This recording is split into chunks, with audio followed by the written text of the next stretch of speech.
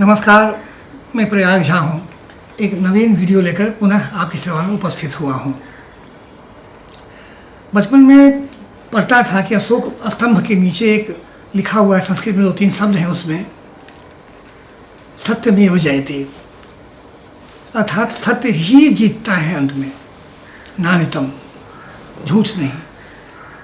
ये भी किसी ने कहा, टीचर ने, कि ये उपनिषद से लिया हुआ वाक्य है, मुंडक उपनिषद से। इधर उसको उपनिषद पढ़ने के क्रम में मुंडक उपनिषद पढ़ने का अवसर मिला। यहाँ वार्तालाप है 2 व्यक्तियों के बीच। अंगिरा ऋषि हैं और दूसरे हैं शौनक। शौनक भी अपने आप में ऋषि भी हैं और गृहस्थ भी हैं। शौनक यहाँ उपस्थित हुए हैं विद्यार्थी के छात्र के रूप में, साधक के रूप में, और अंगिरा जी हैं जो ऋषि हैं, ब्रह्मर्षि हैं, जो शिक्षक हैं, आचार्य हैं। तो बात होती है कि विद्या कितनी तरह की है, क्या क्या विद्या है। इस पर कहते हैं अंगिरा, द्वे विद्ये ब्रह्म विदो वदन्ति, परा चैव अपरा च। तो कहते हैं कि जो ब्रह्मवेत्ता हैं, ऐसे महर्षि, वो कहते हैं कि विद्या 2 तरह की है। कौन कौन है? तो परा, और दूसरी विद्या है अपरा।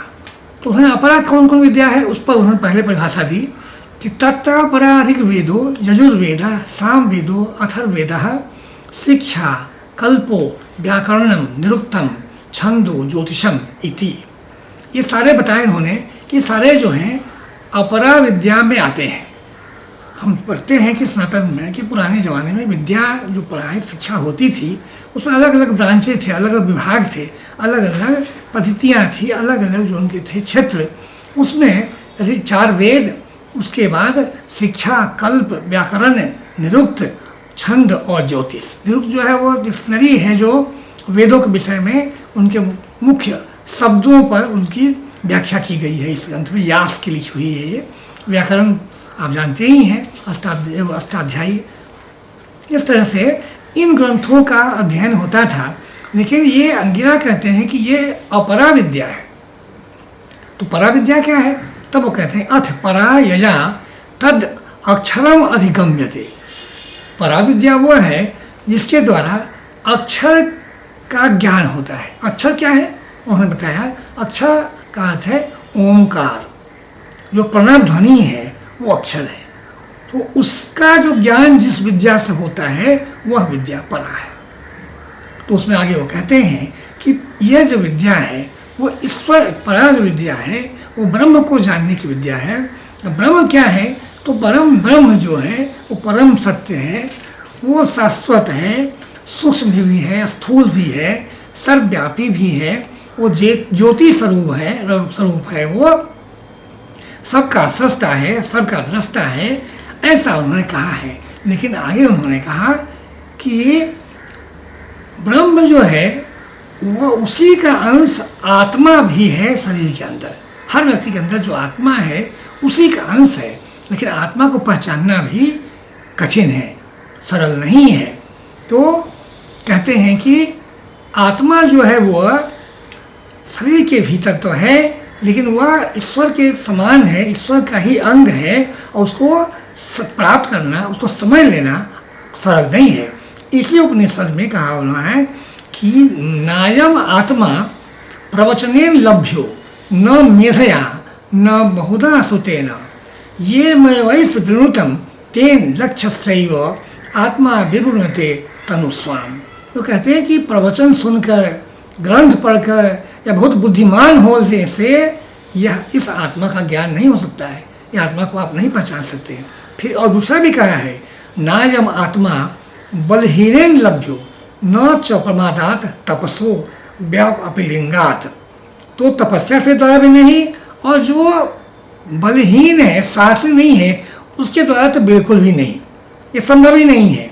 तो इसको प्राप्त नहीं किया जाता, जबकि वो हमारे शरीर के अंदर ही है, व्याप्त है, लेकिन उसे हम नहीं पहचान सकते हैं क्योंकि हमारे पास उसकी क्षमता, उसको प्राप्त करने के लिए एकाग्रता और वैसी दृष्टि, उस तरह की ब्रह्मचर्य का व्यवहार निष्ठा ये ना हो तब तक ये नहीं हो सकता है।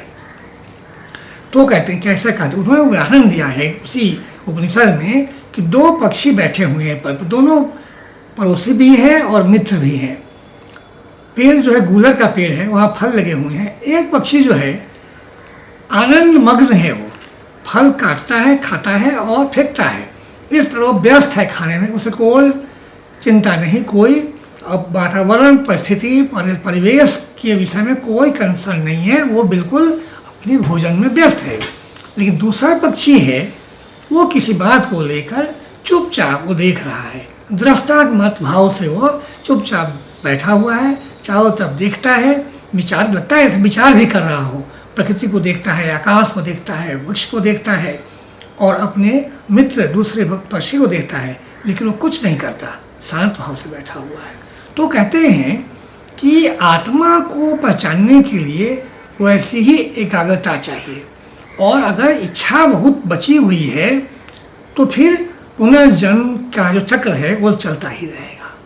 पुनर्जन्म का चक्र जो है वो चलता रहता है, क्योंकि जब तक हमें भोग की इच्छा लगी रहती है, नई नई मनोकामनाएं मन में आती रहती है, तब तक हमारी इच्छाएं तृप्त नहीं होती और तब तक ये जो चक्र है जन्म मृत्यु का ये चलता रहता है। क्योंकि अंत तक शरीर नष्ट होने तक भी इच्छाएं जब बनी रहती है, मनोकामनाएं रहती हैं, इसलिए पुनर्जन्म लेना पड़ता है उन इच्छाओं की पूर्ति के लिए।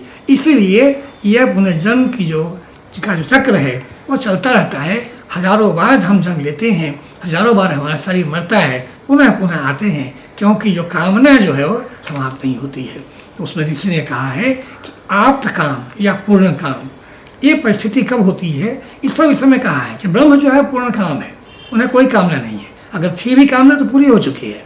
उसी तरह से आप्त काम भी वही चीज़ है कि कामना समाप्त हो गई है, इच्छाएं संतुष्ट हो गई है या मर गई है, अब कोई इच्छा बची नहीं है। तो जब तक आप्त काम न हो जाए हम, जब तक हम पूर्ण काम न हो जाएं, तब तक ब्रह्म का ज्ञान हमें प्राप्त नहीं होता है, तब तक हम ब्रह्ममय नहीं हो सकते हैं। उपाय बताया ऋषि ने कि कैसे हम ब्रह्म को की अनुभूति प्राप्त कर सकते हैं। तो उन्होंने कहा कि ऐसा सोचिए कि प्रणव मंत्र है, वो धनुष है, और आत्मा जो हमारी है वो बाण है, और तब उस धनुष पर इस बाण को चढ़ाकर हम लक्ष्य भेद करते हैं। लक्ष्य क्या है? यहाँ ब्रह्म है, वही है बुल्स आई, उस पर लक्ष्य भेद करते हैं एकाग्र होकर, अप्रमत्त होकर, मतलब सजग रहते हुए, सचेत रहते हुए, बिना आलस के। उस पर जब हम सर वेधन करते हैं, उस ब्रह्मा लक्ष्य पर जो हम डालते हैं, तब जब वेधन होता है उसमें जो व्यक्ति है, जीव है, वो ब्रह्ममय हो जाता है।